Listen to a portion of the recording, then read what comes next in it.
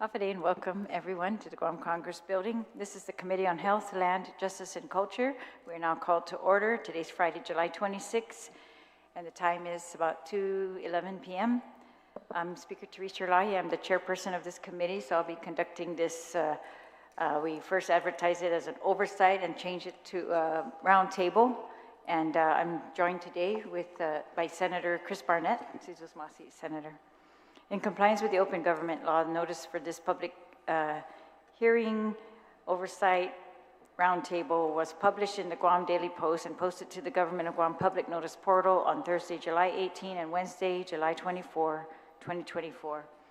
Notice was also sent by email to all senators and main media broadcasting outlets, and the hearing is being live streamed on the Guam Legislature's YouTube channel. We're going to record these proceedings just so if you could just help me to make sure that whoever's speaking, it's clear who we will attribute those comments to on the record. State your name when you first speak, and just try to make it not speak over each other so it's clear. That's the only agenda item we have for this roundtable. It's just we're going to do, we want to talk about the submerged land leases for fiber optic cables of the CHamoru Land Trust Commission.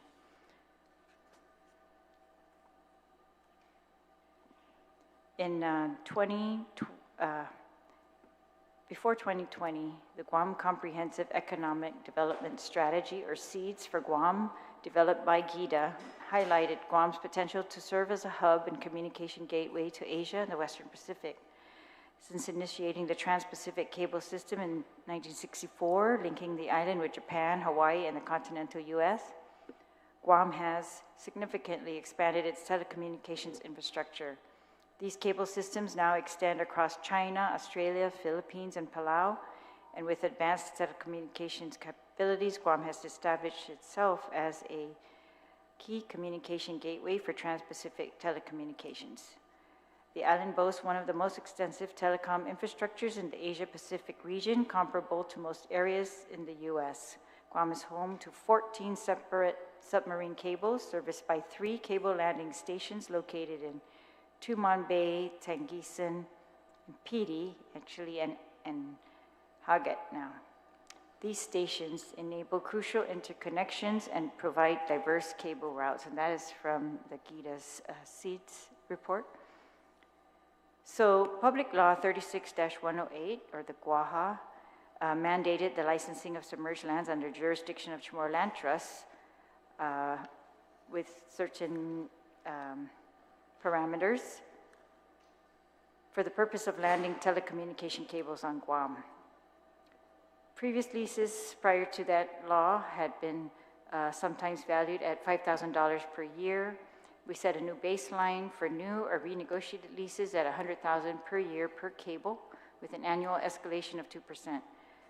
Funds generated from these licenses are deposited into the CHamoru Land Trust Survey and Infrastructure Fund to address one of the primary obstacles to the issuance of residential and agricultural leases, the lack of surveys on CLTC property, and the lack of infrastructure. So we're here today to follow up on several things. In particular, I wanted to know the status of all the potential leases, and especially the Tata lease that had been expired. And we have with us today representatives from the CHamoru Land Trust Commission, the Bureau of Statistics and Plans, and some private telecommunications companies, including PDS, IT&E, who's observing, and we have someone here from the Attorney General's office also observing. I'd like to welcome my colleague again, Senator Roy Kanata, Senator Kanata, for also joining us today. All right, so we're going to begin with a report from the CHamoru Land Trust Commission. And if you could just state your name and position for the record so everyone understands. Thank you, Speaker Terlaje. Good afternoon, Senator Barnett and Senator Kanata and everybody here today. My name is Joey Cruz, and I'm the Acting Administrative Director for the CHamoru Land Trust Commission. As stated in the memorandum dated November 21, 1996, from the Office of the Attorney General, submerged lands surrounding Guam are owned either by the federal government or the government of Guam, pursuant to the Territorial Submerged Land Act. Submerged land owned by the government of Guam are now under the jurisdiction of the Commission, unless they were specifically reserved pursuant to Sections 2B or 2C of Public Law 22-18. If any submerged land is under lease or permit, the submerged land will become a part of the Commission's inventory of available lands upon expiration of the permit or lease. The CHamoru Land Trust Commission has 2 active commercial licenses for submerged lands awarded to Telecom Holdings, LLC, DBA GTA. The submerged properties are Tempungan Reef Flat in PD and Alupang Reef Flat in Tamuning. The payments for the PD submerged property is current. As for the Tamuning submerged property, GTA has not landed any cables as of today. Since the enactment of Public Law 36-108, also known as the Guam Undersea Access for Homes Act, the CLTC has approved 1 commercial submerged lands license agreement to Tata Communications. On March 7, 2023, CLTC submitted the license to the Attorney General for legal review and approval. Unfortunately, the license was not approved by the Attorney General. Edits and revisions have been completed, and the license will be placed on the CLTC board agenda for August 2024 board meeting for the board's consideration and approval. Please note that license effective date will be October 1, 2022. Just recently, CLTC discovered that 4 cables without CLTC authorization are traversing through Tempungan Reef Flat in PD into Santos Park.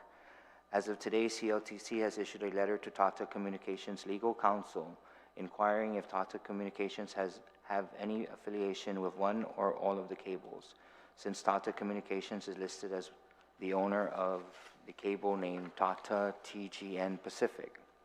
CLTC has also sent an email to a Google representative inquiring about the cable named Echo.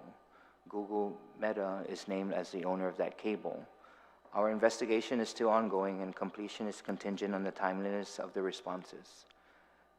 With our recent discovery and potentially more discoveries of CLTC properties being utilized by companies without proper authorization, I humbly ask that we open a dialogue regarding a fee structure.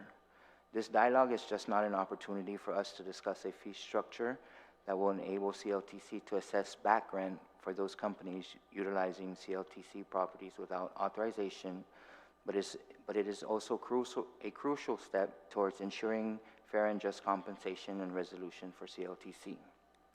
Thank you. Jesus Masi, do you have any report relative to Hagat? For the Agate property? Mm-hmm. The license will be presented to the board August 2024. The Tata, yeah. So the Tata license is for Hagat Landing. All right. Do we have a copy of that? Can we get a copy? We can email it to you. So edits were made by the AG, or the edits were recommended and by the AG, and CLTC made those edits, and Tata agreed, and we are moving forward. You are moving forward. Correct. All right. Is that license, the terms of it, consistent with the public law that we passed? It's identical. Okay. Thank you. All right, we'll hear now from, I'd like to recognize my colleague and vice chair of my committee, Senator Joanne Brown. And we'll hear now from the Bureau of Statistics and Plans. So I guess the only update that we have, I'm Matthew Santos, I'm from the Bureau of Statistics and Plans. And I'm just going to provide an update on our progress in relation to the Undersea Act. So we have, accomplished the, feat of developing the guidelines for the suitability, but there's still some, it's a gray area for us in terms of what the approval that BSP provides that's a condition of the lease applies to, because right now we don't have any explicit authority that relates to, approving this type of activity or the, or any disturbance on submerged lands. The only thing that we really do is we either provide concurrence on a nationwide permit that the Army Corps issues, or we provide an individual consistency certification for the project itself. So those are the two mechanisms that we do, but we would do that anyways, and it's aligned with the federal CFR, both under Army Corps and then also under the CZMA. Previously they were asking if we provided any approval for these things, and we don't, because we don't have the actual permit that applies to it. And the recommendation would be if it's the CZMA and Army Corps permit concurrence that applies to this law, that it's clear that that's the type of approval that we're providing. So with an Army Corps permit, a nationwide permit, we provide concurrence, and that's a condition of them actually issuing the permit. And the only alternative to that is an individual consistency determination. So those could loosely qualify as an approval because it is a condition of them actually laying down the cable, but it's not like a local thing that we do, or we have a process that can be tied into the current law. So, What did you come up with in your suitability study? Part of the public law that was passed for these cables was that BSP would do a suitability study, make recommendations to CLTC for which properties on Guam should be best utilized for this purpose.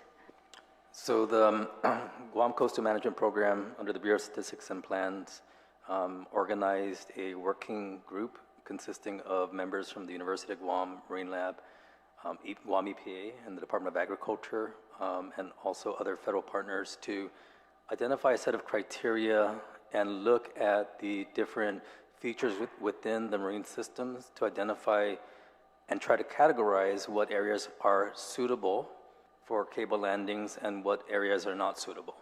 So we went through a list, a process of identifying different scientific data.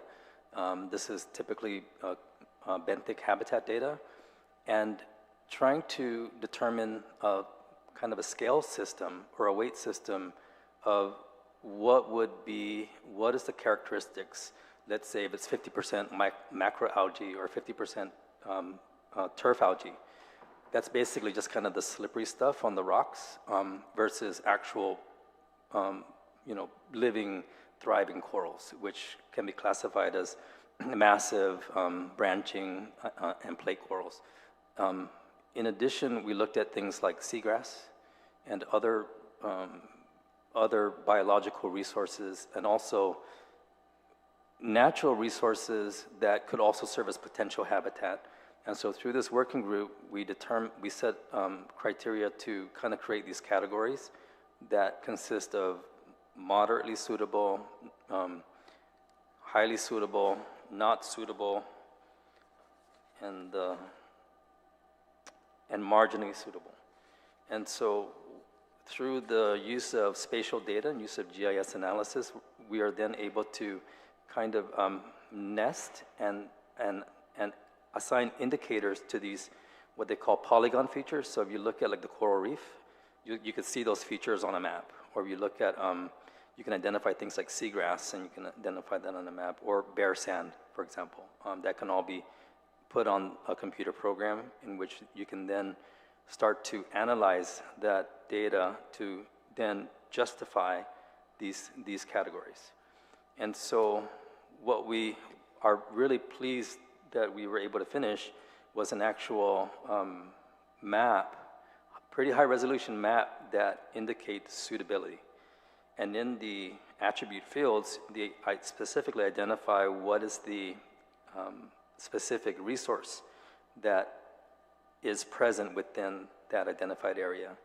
So it's a decision support tool that we can use in identifying areas that are suitable versus areas that are not suitable. Yeah, there's one variable that we need to consider heavily when we do these things too, is the method in which they're doing the cable landing.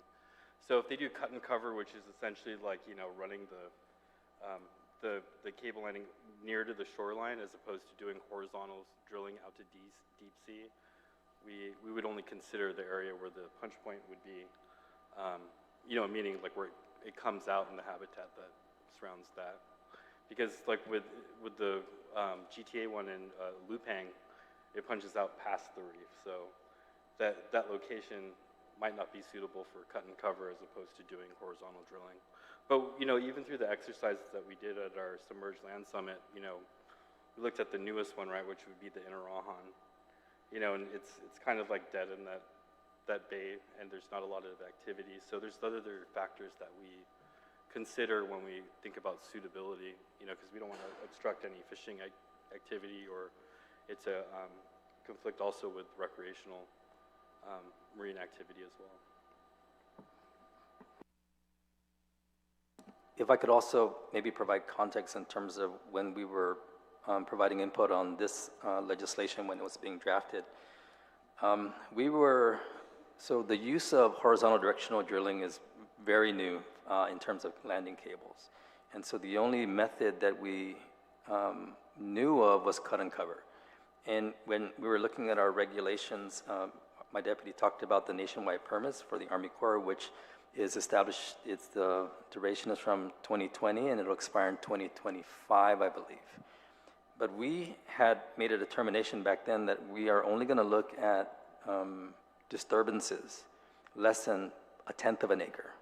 And we thought, well, 1/10 of an acre is really, there's really not going to be any major development within 1/10 of an acre, especially if we're looking at cut and cover that would fit within that boundary. So we thought that was an actual tight net. But when they proposed the horizontal directional drilling, the Corps determined the disturbance at the point of entry. So if you look at the point where I guess the cables kind of punch out through the floor, it's only the size of a basketball. So if you put those 6, I think there's 6 of them, footprint together, it falls very short of the nationwide permit C and 10% acreage cover. So we didn't anticipate that kind of utility back in 2020, but certainly when we're going to look at the renewal of the nationwides, we are going to look very, very closely at whether or not we want to concur with this. Just understanding that, there was impact such as the inadvertent drill fluid release in Lupang, so we want to be very careful that we review this thoroughly. Yeah, there's environmental thresholds when it comes to, like, say, contamination, and I think it was within that threshold. I just wanted to state that so it doesn't seem like this was some sort of environmental disaster. I mean, it wasn't ideal, but it was mitigated and controlled to the point where it didn't have a huge impact on the environment over there. So, but yeah. And then also for the last one though is, when it comes to these renewals as well, right? Because in the law you have like up to 6 separate landings. So, there might already be an approval within that time period for those two. Because you could actually fall out of having an active permit while having an active lease, if that makes any sense. So there's not really any control there on the lease side to ensure that they're kept in compliance. So yeah. The permits require your concurrence? Yeah, so the nationwide permits require concurrence. If we object to it, the individual permittee could apply for a individual consistency determination or consistency certification. And which ones are the nationwide concurrence? So the current concurrence applies to the nationwide permit. Yeah, which ones are those? It's called nationwide permit 57. Sorry, which cables are we talking about? All or of which them landing have one. sites? All of them? All of them Okay. require one, and they require an active one. Okay. For them to be operational. So they're, with these nationwide permits, it's not just us. There's federal consultation with NOAA Fisheries and Fish and Wildlife, and then the local agencies that involve Guam EPA and what is that called? Department of Agriculture. And who else would there be? And also historical. So is it correct to say then that BSP is reviewing all the permits for landing of these cables? No? So if the federal activity, well, the activity covered under the permit would disturb more than 1/10 of an acre, that would trigger a full consistency review. So in other words, these nationwide permits, just think of them as exclusions, and we have a whole bunch here that we've excluded. You know, things like aids to navigation or you know, fish and wildlife enhancement activities that are really meant to be good for the resource. We go through this list and we're like, we think these are not, that these activities are not gonna have reasonable and foreseeable coastal effects. So it kind of lightens the load in terms of the amount of permits they're gonna review. Back when we were thinking about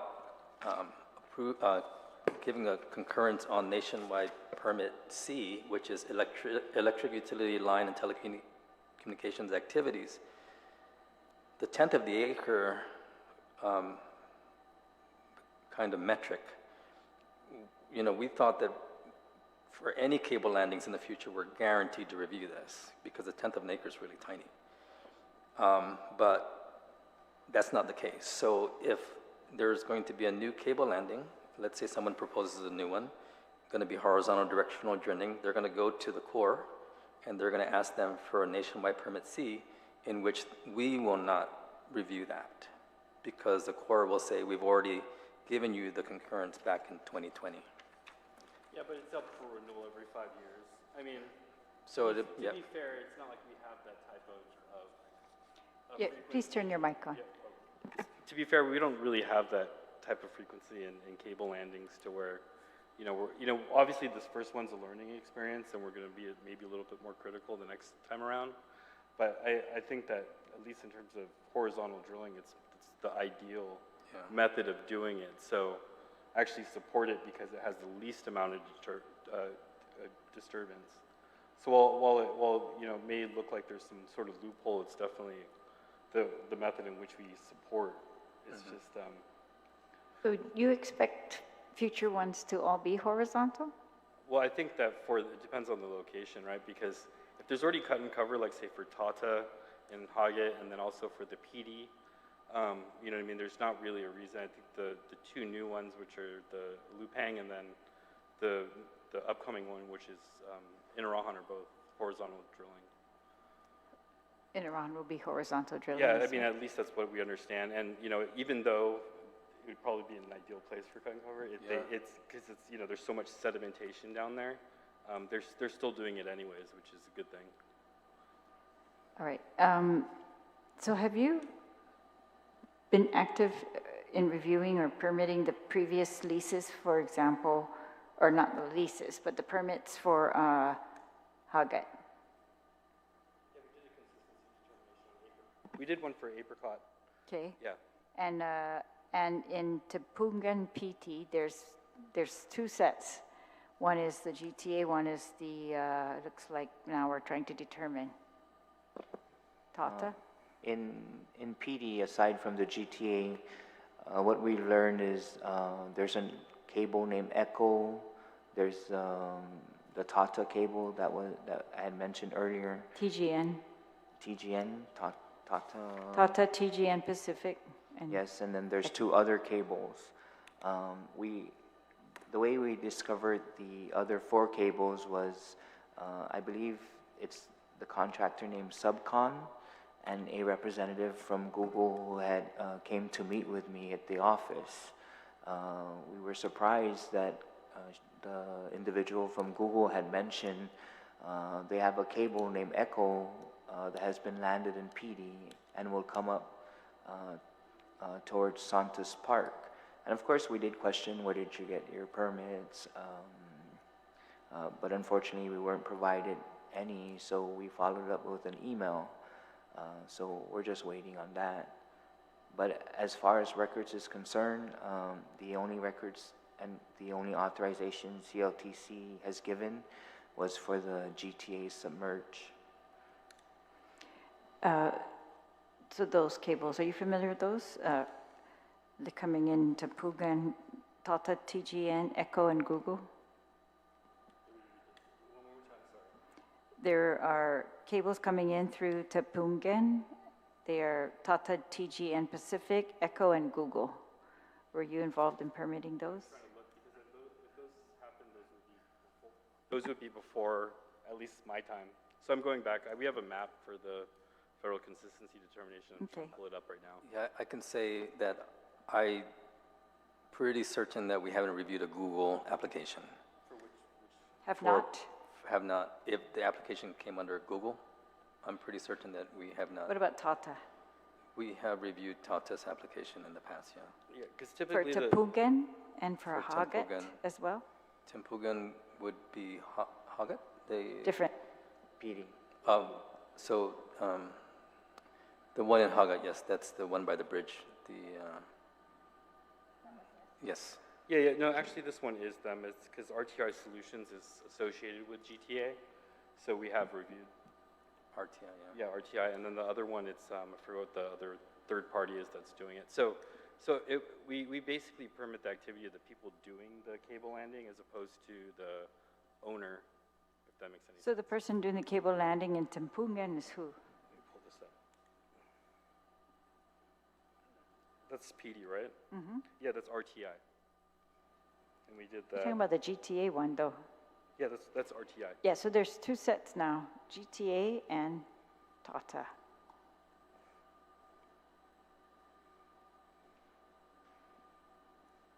Can you just verify that? That's Yeah. what we're trying to Yeah, I'm trying discover to pull here up the- because, yeah, we're trying to clarify with whether, yeah, there's one or two. It looks like there are two coming in through PD. We only have a lease for one. Our lease for Hagat is going to be renewed, hopefully. That will be the other set of cables. Yeah, the one that I only have records for is the Echo cable landing that we provided a consistency determination in October 2021. So you do it by the cable?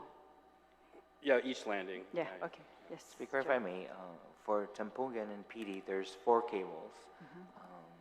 One is the Tata cable, the other one is Echo cable, which is Google Meta is listed as the owner, and then there's 2 other cables.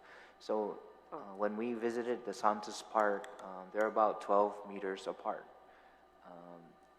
As you walk into Santos Park, on the left is the GTA manhole, and then on the right is the manhole. We're trying to determine who's responsible and all that other great stuff. Okay, thank you. And when you discussed the other Hagat license with Tata, did you discuss this with them? The new license that's coming up, yes, with our attorney, they had discussed and we had come to an agreement that the most recent draft, updated draft with edits and reversions are acceptable. No, I mean, did you discuss with Tata whether they have any role in this other manhole? We reached out initially through email to Mr. Benson, although he had to verify with, I believe, the stateside company. And then we followed up, and then in lieu of that, we were told that we would have to discuss it with their legal counsel, which is Attorney Martinez. All right, and so what are your plans? We sent them a letter inquiring and requesting for permits, any authorizations that they may have in relation to the PD landing site. We have not received any responses yet. We also, like I mentioned earlier, reached out to Google since they are listed as the owner of the Echo cable. We're waiting for their response too. We're in the process of determining who the other cables are listed as owners, and we will also send them letters of inquiry. How do you do that? How do you determine? Through the good gracious of Google, we found a submarinecablemap.com. That website provides you with the ready for service. So if I'm not mistaken, we found that one of the cables has been in service since 2004, I believe. So that's how we're tracking who's the listed owner, who was the contractor, when was it ready for service, things of that nature. So what do we know about the other two then? Can I provide you that information? Because I didn't. Yeah, I think that map only provides the active ones, but you know, for at least PD, that was used since the military, and then when even when AT&T. So there's a lot of dormant cables that are down there that are not active. And it's kind of questionable to whether it's good to just keep them there, because otherwise it might create more damage than not if you were to remove them. So. Well, so you're saying if it's not on the map, it's not active, what does that mean? The one that we have, yeah. The ones that are, map where it's active. There's a bunch of sources. Can you provide that to him? I can provide it to him to double check. Provide it to me as well. Do the same, and so just double.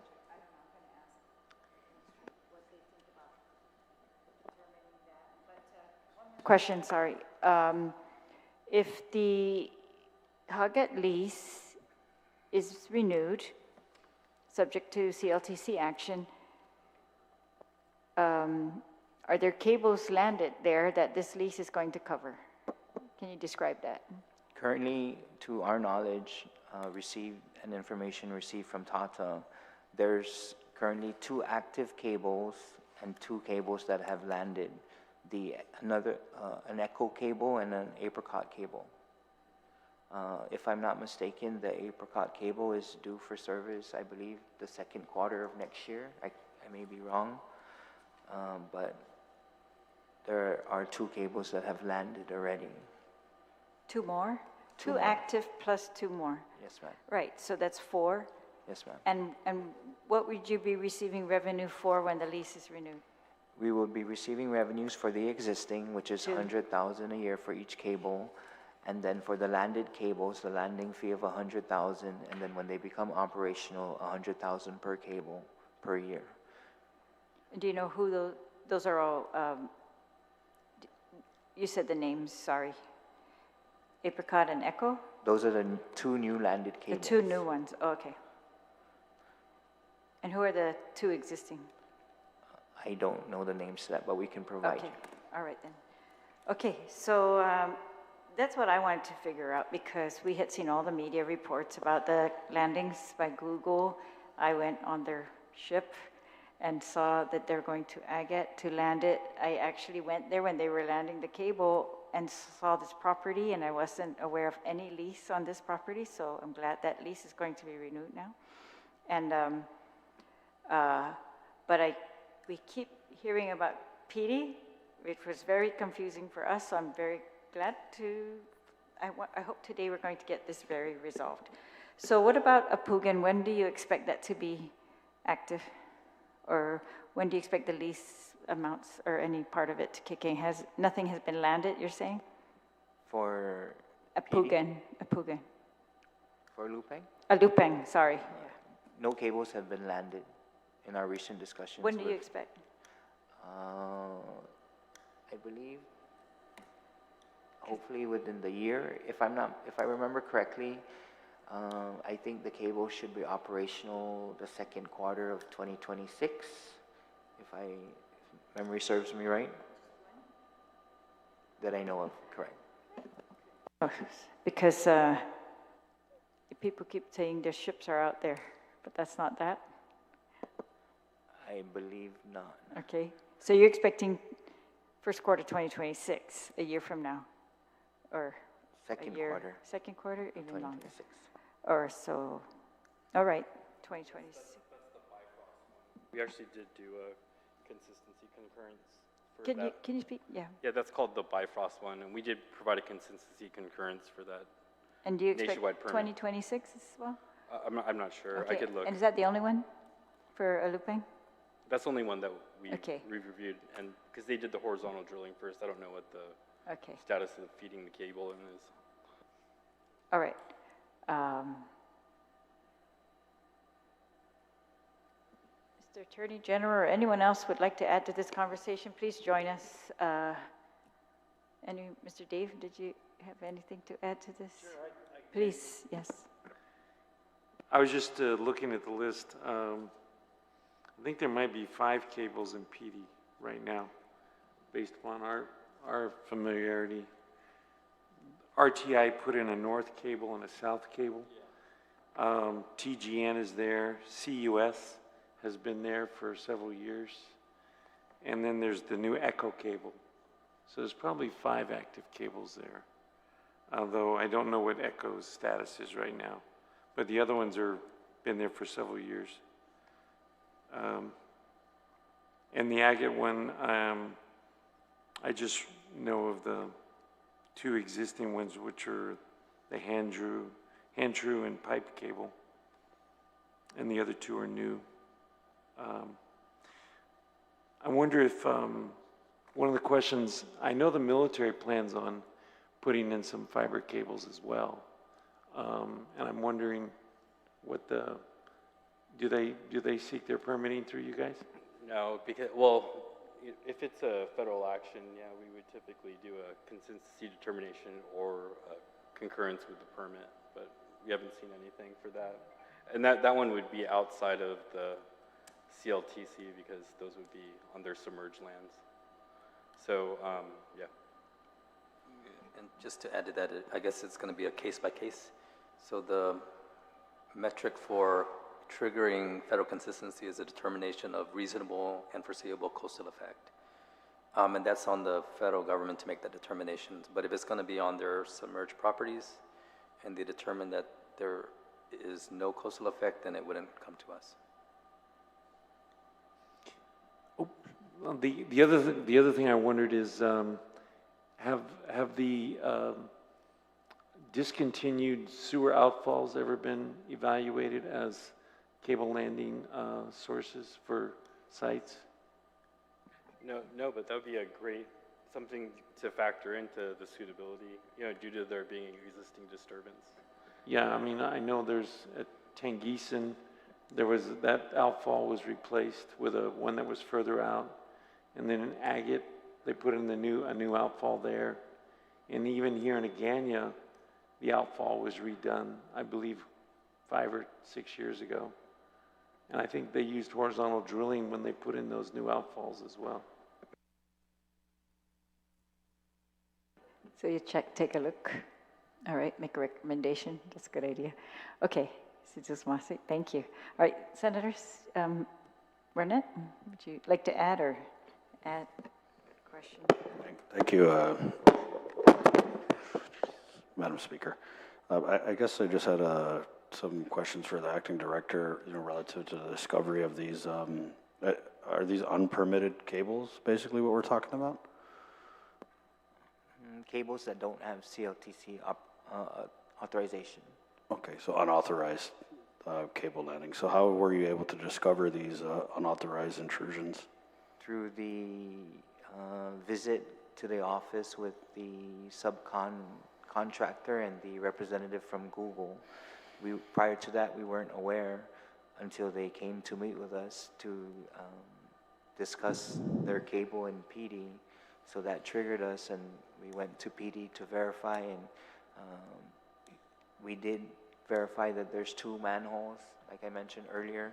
And then we used Google to try to figure out how to determine if there's a map for cables coming into Guam, and we did find the website, and we went through that, and then we started sending out letters. The accuracy of those maps, just so you're aware, are not very good. They're kind of like approximated, so got to be really careful about, So, yeah, we could provide it. I'll provide the caveats in my email to you.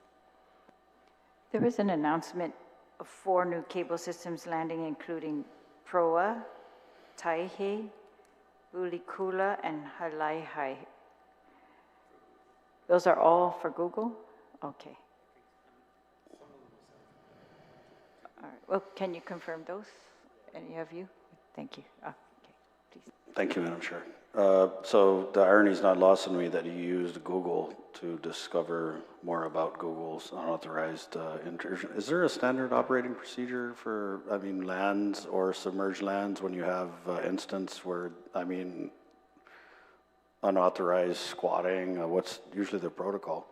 And that's why we hope that we can open some dialogue in regards to a fee schedule, because currently CLTC does not have the mechanism to assess any back rent for commercial companies who are utilizing CLTC property without authorization. Yeah. Wow, so it kind of seems like a big deal. I mean, you don't go in there and just cut the cable to get off our land? No? What kind of response have you gotten from Google, and what's the timeline? So you met with Google, when was this? I believe, if I remember correctly, I met with them a couple months ago. Okay. I just sent the letters last week and an email to Google last week. And hopefully, if we don't get a response by next week, we'll send follow-ups. And need be, we'll follow up with the Army Corps of Engineer, because I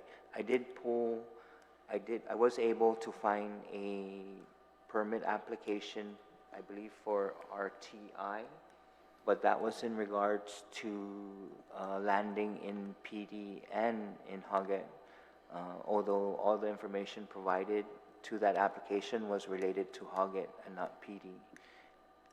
But we're still going through all the paperwork. Can you just reiterate again what it is that you've requested from Google? Permits, authorizations, and things of that nature that gave them the authority to land the cable and then for the cable to come up through the submerged and terrestrial. So in your initial in-person meeting with the Google representative, there were no answers given that satisfied your request for information? No, Senator. And you haven't received any response in the couple months? Since the email was sent, no. Okay, thank you. Thank you, Madam Chair. Senator Brown. And after Senator Brown, just jump in whenever you would like, anyone. Thank you, Madam Speaker. So what are you going to do about it if they haven't responded? I mean, if it's your property and they've not gotten proper authorization to add additional cables there, what are you going to do next? That's something we're going to have to discuss with our legal counsel, what legal avenues we can take. You haven't had that discussion, that'd be like my next call. Not yet, ma'am. And you have a counsel dedicated to you guys full-time? Is it your own, or you have an attorney general, assistant attorney general working with you, or how's that? Assistant Attorney General, ma'am. Okay. And altogether, you believe how many cables may have been installed that don't have authorization? Through our calculation and what we were able to discover on the internet and through verification of GTA, there's a total of 8 cables listed for PD. GTA currently has 4 that are running through their conduits, so that would leave 4 left. And do you know when they would have been installed? I mean, it's not just something you come and plug in overnight. Like I mentioned earlier, if I remember correctly, one was in service since 2004. Wow. And hopefully through our inquiries, we'll be able to determine more accurate dates of installation and landing. And so you're saying you sent out a written notice to them, what, 2 months ago? Or No. how recent have you notified them that? The letter to the legal counsel for Telecommunications was sent, I believe, early part of last week. Okay. And the email to the Google representative, I believe, was Thursday of last week.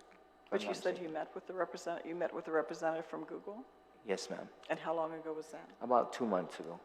And what was the discussion about? They were inquiring about the cable that they just had landed. They brought their contractors, I believe, which was Subcon. And of course, we did raise our concerns about permitting, who authorized you, what authorization do you have, and all that great stuff. And what was the response to that? Really, that's why they were there to, I guess they're trying to figure it out too. Did they approach you, or did you call and contact them to come in and meet with you? No, they came to the office. And they came after the fact, after they supposedly may have installed this They landed line? the cable. They already landed it? Correct. Does that ring bells? I mean, we put the last, we had to go through this whole process with Guam Telephone Authority, and I have no bias. I mean, they're actually my carrier disclosure here. That's who I pay my monthly bill to for my phone. But, You know, we put them through some hoops to jump and hurdles to jump to get their, you know, the additional work that they wanted to do down here in Tamuning and get their facility started. And then we put a nice price tag to every single one of those lines. And so you're telling me you already had these existing cable lines installed, there was no authorization or agreement with Land Trust, and you haven't consulted yet with council to advise you on what the next action is to proceed?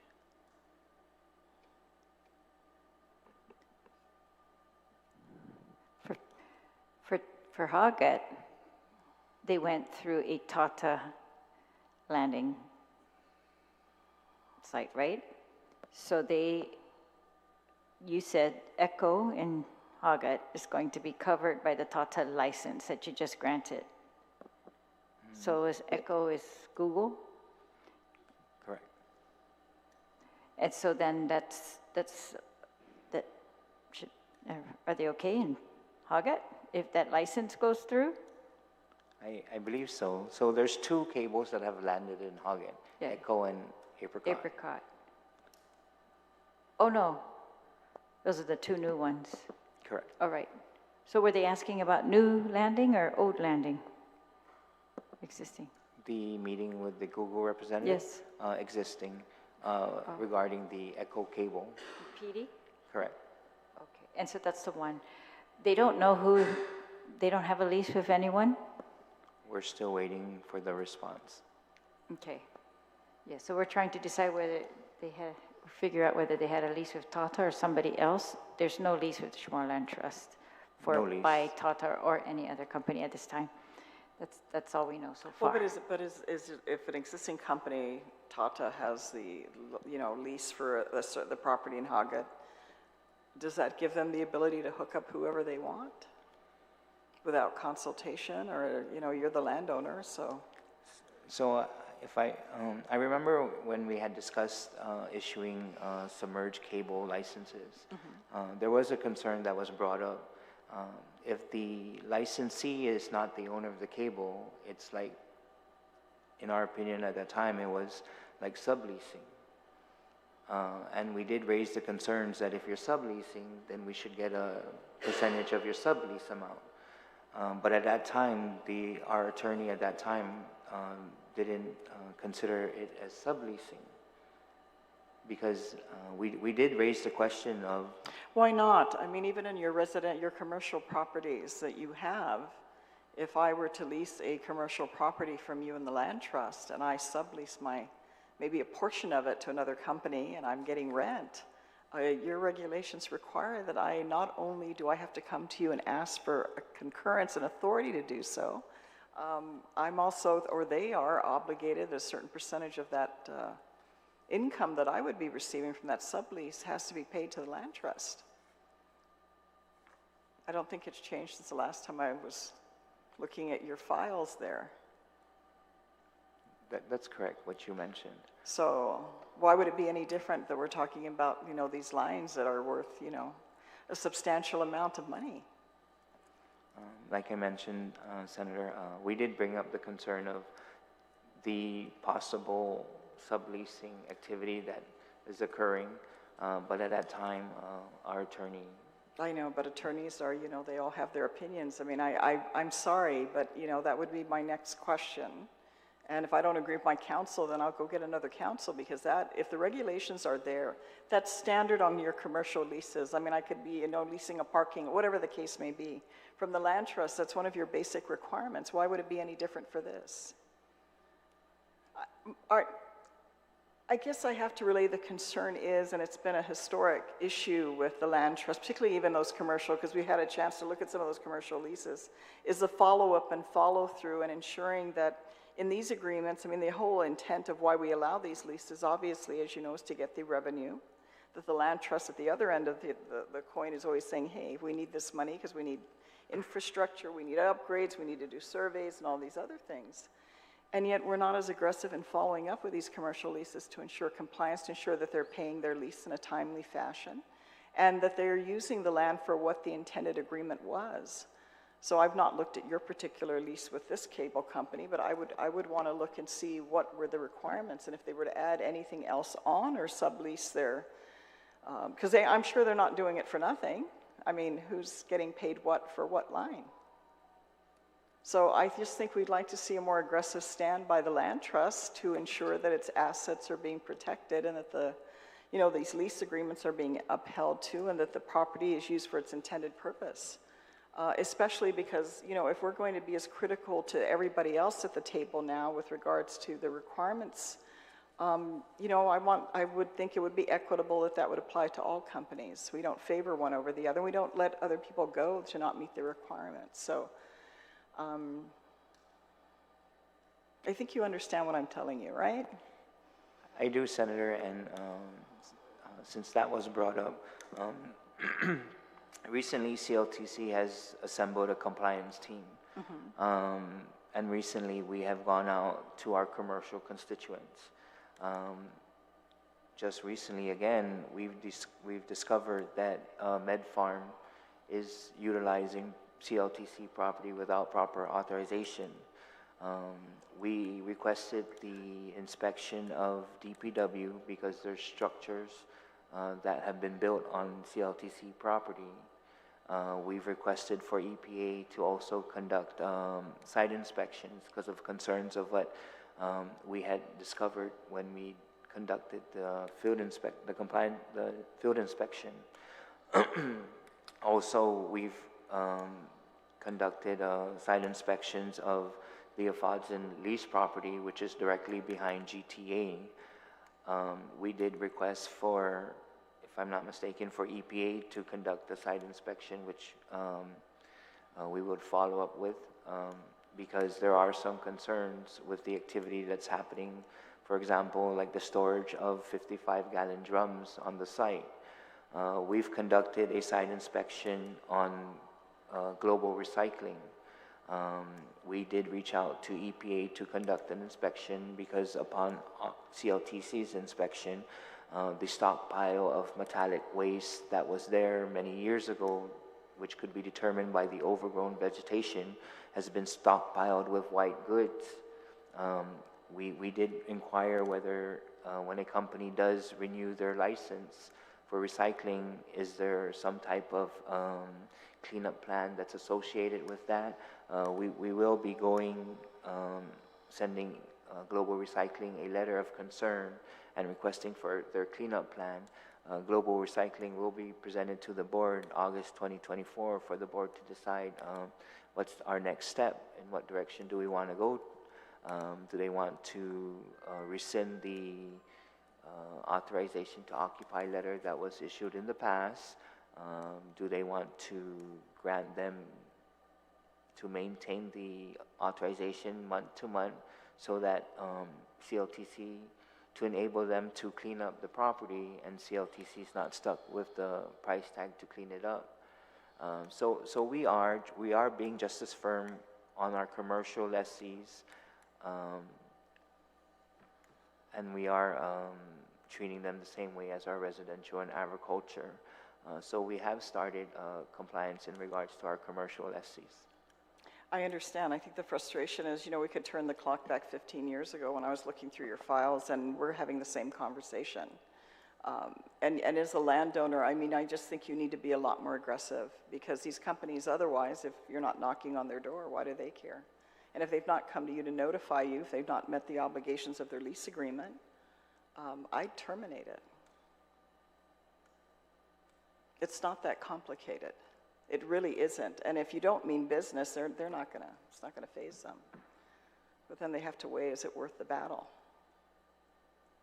So I'm just saying you have to be far more aggressive than you guys have been. And I know I can't say you in particular, but the Land Trust collectively, I mean, you are trusted with these resources, and there is an expectation that those requirements be met, because that was the whole purpose of allowing commercial use of these properties that Chamorros are not going to be able to use, you know, to be able to generate the revenue so that, you know, the other things that are needed can be addressed. But I don't see it. I don't see it also with the golf course issue. That has been allowed to ride so long. I see vested business interests holding on to assets and not fulfilling their obligations, not paying their lease agreements, and then they're sitting here trying to cut another deal. That's what I see. And that really isn't how things should be running. If I may, Senator, in relation to the golf course, when the concern of their arrears was brought up, we internally, administratively, we did propose to terminate their license with other options to turn the golf course into a residential subdivision. But unfortunately, the board allowed them to, granted them a payment plan. Well, but if it's the same company, they've been behind for a long time. And they've been at the top of your lists for a long time. So even board members have obligations, and if they're busy schmoozing and not allowing these obligations to be met, then, there should be consequences to that. So we got a list, and it looks like this came from GTA. I'm not sure if it's on their website. Marie, do you know where the source of this is? Oh, that's from Guam Coastal Management? It says cable system age and landing points. So they attribute the TGN. Can you give copies to all of them, please? TGNP and PD to Tata. The cable station is Tata PD. Connects Guam, Japan. The other one in PD is Hantru 1 PD, Tata PD, 2010. The other one is Atisa PD, Tata PD. And the other one is Tigan, I guess, or Jigan PD. That's GTA. Okay, so I'm skipping those. And then the Echo PD, Tata PD. Apricot is Tata PD. Apricot is the Google. I think I said Echo. Maybe, I'm not sure who. Both of them? Okay. So, but it looks to me like all of the PD ones that are not GTA come through the Tata PD station. So, to me, I would think you can get answers from Tata, or you should get answers from Tata before you execute this license. Noted, Speaker. There's some co-ownership on some of them, like you have one that's Google, one that's Google and Meta. So of the cables themselves, right? yeah. So if you go in that map that we provided, the links, they'll actually link off to the, who's partnered or affiliated with those cable landings. Yeah. So it's difficult to determine who the prime is. All right. So wouldn't you be able to go back to who has the lease agreement? I mean, I'm sure they're just not strolling in and plugging in, right? Yeah, definitely, because you have the cable landing station operator, and then you have the cable itself. Right. So. Well, I'm sure it's going to come down to who you have the lease agreement with and what the requirements are and have they met them. Yeah, because at least in your law, it lists up to 6 cables, right? So would you consider each lessee having up to 6, or would it be just 6 for that location? Because, if it's their first, second, or third, it would be kind of associated with the station as opposed to the location. Oh, definitely each has to have its own lease, right? Yeah. I think when they did the PD, GTA, unbelievable that they couldn't discover that there was another one going on there, or GTA didn't mention that. But I'm sorry for the record, if you could state your name, because we didn't do that earlier. John Day, Pacific Data Systems. All right. Okay, so, for example, the Alupeng, you're estimating a date. Is that based on like the original dates that they gave you? Is there any updates being given by GTA or any kind of progress reports? That was the last update I had received through a conversation with GTA, I believe last week, Friday. So you just call them and ask them? You don't ask them to update, you don't try to get updates to update your board, or when they can expect these licenses to become active? We'll send a formal request. Yeah, that way you can plan, right, when you might be receiving this money. So the landing in Lalahan, is that under your jurisdiction? We have not had any potential companies come to inquire about Submerged for Inarahan. As of today, we haven't had any. All right, and I know GTA is doing the landing site. Are you aware of whose, or how they, whose property that is? At this or- point, there's no infrastructure set up to commence the drilling, so it hasn't started. But do you know who's applying for it? Well, right now, the station's, it's GTA. The station, that's the land part? Yeah, I think the way that they're sequencing things are they're trying to get all the local permits first, and, like, say the land, even the rezoning, right? And that hasn't been fully resolved because I think that's still before the MPC. It might have been resolved recently. And, they're gonna, but yeah, I think they're trying to do that first before, kind of making the full investment.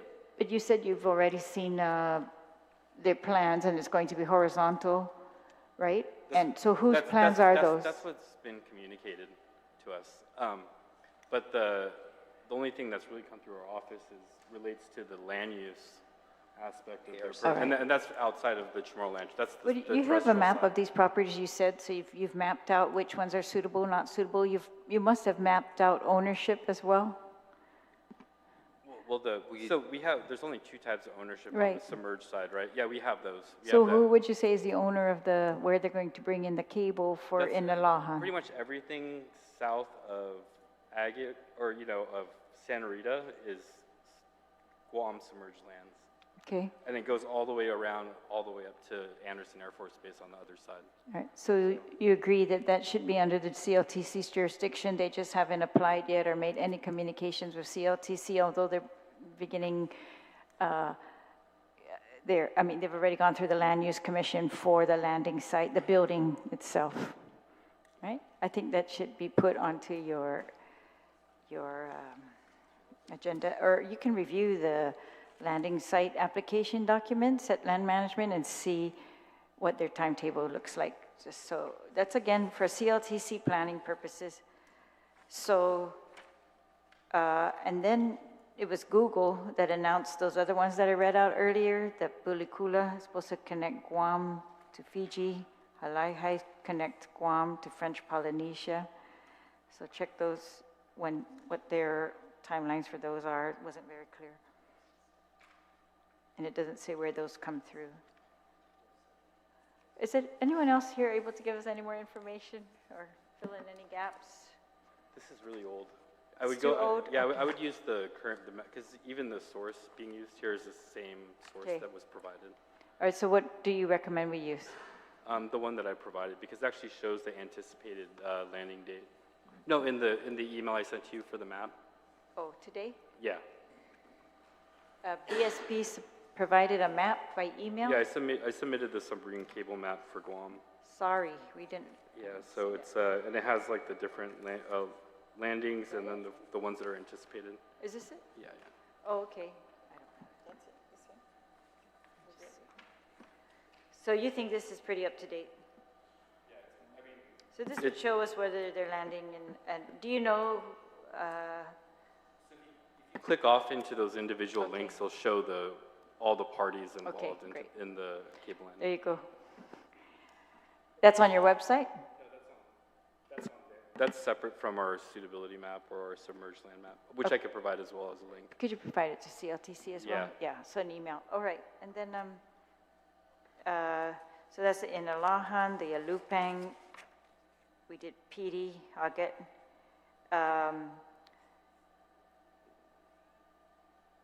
So currently, CLT is receiving only, as far as licenses goes, for the PD, and that was something negotiated a while ago, so it's not even under the new law, right? When does that expire? When will that be renewed? The PD license will expire December 27, 2036. 2036? Correct. 20 years, right? Wow. 21? Okay. All right, and that was for $10,000 a month or a year? There's an escalation. So initially started at $5,000 per year. I believe, if I remember correctly, they're paying $99,800 now, and then it'll escalate 10% from the 11th to the 15th year, and then another 10% from the 16th to the 20th year. Yes, that's how. this all began. Okay, so Was that for the fiber cable or for the land? for the submerged. submerged land lease, yeah. So I'm sure GTA is charging much more on their site for the fiber cable to come through. So, see, Lupe. Are there any other cables then? So you think this map also maps the predicted ones that are planned to come in, that they're working on now? Yeah, the ones that have been announced and I guess Okay. funded fully. All right. Excuse me, Madam Speaker, Yes. there's also the Tumon Bay Cable Landing Station, which has, I think, 2 or 3 active cables. Yeah, In that's that- like Gun Beach, you're talking about? Pardon me? Near Gun Beach. Yeah, the Gun Beach is where it goes out. Yeah, so you know the channel And where it's- everybody dives Yeah. through? Yes. That's basically the landing. Whose is that? I could pull it. I mean, is there a lease on that one? AT&T. That's Yeah, AT&T? Is that a property land trust or still under federal government and what? Yeah, at that point, that's actually, that's Guam Submerged. That one is? So that's another one? To our knowledge, I don't think that the federal has released the submerged part yet. No, okay, so this morning we had a hearing on the AT&T lease over at Tangisan. That one, for sure, they have not released the submerged part. But on Gun Beach, have you checked that recently? You think that has never been returned? We like I said, like I mentioned, it has not been returned yet, but we can follow up with DLM. Yes. 'Cause No, I have it all mapped. I have all the disposals all mapped and documented, so it shows like the date, yeah. Can we see that? This, in addition, It's in our submerged land map. I'll send it to you right now. Okay, yeah, so that, we're pretty confident that the area parallel to Gun Beach is not in the federal submerged lands inventory. all right. It's not showing up in the I'm maps. so glad you're here. Thank you. And is it your understanding this lease, or the cables that are coming through are AT&T? There are 3 AT&T cables coming through there. All right. Anything else we should know? That we don't know? Not even funny. You know, I don't know if that landing station too up on the hill up in Upper Tumon used to be the old Australian cable Yes. station.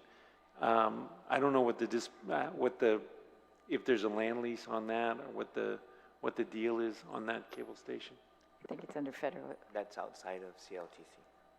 Do you know? The Australian cable station, whose land that is? Yeah, the building? Mm-hmm.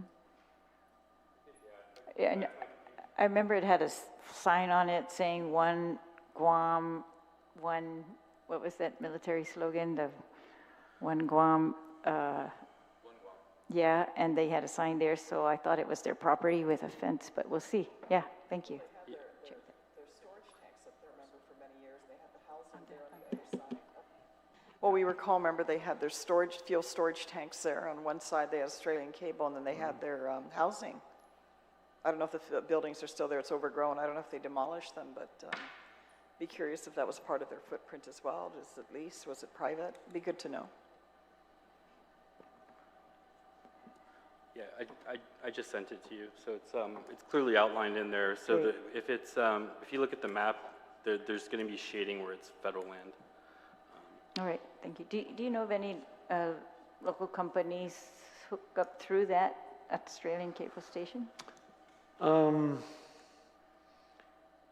There's active cables there, so I know that there's one cable called Goki, you see it on this one list. That was a repurposed TPC5 cable, and I believe that's mostly used for federal applications, but I believe AT&T owns that cable. AJC is the other active cable there. And AJC is also at Tangisan, so they actually land in 2 places. And I believe Proa is up there. Is Proa the one up there? Is that Gun Beach? I don't recognize the other ones for being I thought there was 3. Yeah, there's a Japanese company, NEC, so they have a couple up there. They as have well. one there? Yeah. How do you know that? How do we know that? How can we find out? Through the listing, there's a... This? Yeah, it should be on there. Okay. So you have to actually click through the actual individual links that are on there, and it'll show you the operator, the owner. And, Where's the NEC? it's going to show the owner, the PROA. So you only Oh, see under PROA, PROA, and then if you I click see. into it, Okay. it'll show the owner. Okay. Yes, we'll do, sure. All right, so, so again, yeah, I'm glad you all are here. This was to get some information to make sure whether our law's working correctly, how we intended, that we would get more value for these leases, that CLTC will be able to follow up and predict and plan based on these leases and the revenue, and that all the companies, we did this at one point for just one company, and then we extended it for all the leases that CLTC was going to do. We know that it is CLTC that is controlling most of the submerged lands on Guam, except those that had not yet been returned. And so we want to see this work more fully and more fairly, and give all the companies, equal site. Could you just maybe enlighten us very quickly on which properties are not suitable? Or what type of properties not suitable? The ones, I mean, I guess you're going to say it depends if it's horizontal or what is the other one called? Cut and cover. Yeah, I have the, would you be able to pull up the map? So right now the map is published in our Okay. Esri account. No, I actually posted it on our website. right. I created a map and a web app map. I sent you the link. Okay, I'm so So sorry. it's going to be, I just emailed it to you. Oh, okay, you sent it. Yeah. Okay, so the map's going to show us the resources, and that pretty much links to Yeah, whether yeah, it's so- suitable or not suitable so for like cut and coral- cover on top. Yeah, so it'll show coral restoration sites. You know, Okay. some of the recreational activity. It'll show our marine protected areas, which are in Guam law. The Bethnic profile, which shows the type of I guess ground cover, whether it's coral, whether it's sediment, whether it's just rocky underbottom. So a lot of the natural features are listed within that map as well. All right, so any recommendations for the legislature or besides for CLTC to look at those areas? Yeah, what do you recommend? So the tool is meant for planning purposes. And the citing, then you go through this document, this guideline, as a way to interpret how to determine the conditions of which those sites are available. Then the data from the GIS tool, then that's the aggregation of data that characterizes what's kind of there. So there's an analysis process that you have to follow for any particular, general area. I'm being broad in that sense because it's hard to kind of provide some general areas along our shoreline because it has to go through a proper analysis. Okay. And I haven't scrubbed through the entire tool from coast to coast to look at areas that would be suitable. What I can say is that we do know of known areas where there's just nothing but silty, sandy bottoms. And those are usually associated with bay outfalls and also associated with EPA's designation for poor water quality. For what? Poor water quality. Poor water quality. That's why Inarahan's kind of an ideal place for it because, it's at the bottom of a watershed and, there's not much fish or life down there or activity, recreational or fishing activity. All right, and what about if it's suitable to lease for one company for landing, is it okay to do more than one? Like Yeah. what's happening at PD? I think the way that this is set up is that it will provide the regulatory framework for good decision making. Yeah,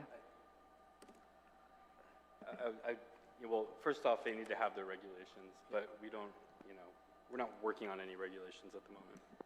all right. Okay. All right, anyone else want to add anything? I'm looking over at the Attorney General's representative. Senators, I just want to say I'm encouraged by I don't know how new the information is, but the formation of the compliance team for the CHamoru Land Trust Commission. I know, as you know, we've had a lot of hearings in this term where we've unearthed and discovered and discussed a lot of clear violations of your regulations, especially relative to subleasing. I mean, my mind just jumps right away to the former lease that we had on the racetrack, and it's like they were subleasing so many aspects of that with no repercussions. So I'm encouraged that you guys are out here, and I know you got your hands full with a lot of the residential leases, but I'm glad you're really taking a look at some of these commercial leases where I think we need a little more equity and fairness to benefit the trust. So, Sijos Masi, Madam Speaker. Sijos Masi, Senator Barnett, Senator Brown, and Bureau of Statistics and Plans, and CLTC, of course, and Mr. Day from PDS, Sijos Masi. All right, thank you. Hopefully we can get an update in a month or something as to your progress on all of these. Sijos Masi, it's 3:28. I'm going to adjourn this meeting. Sijos Masi.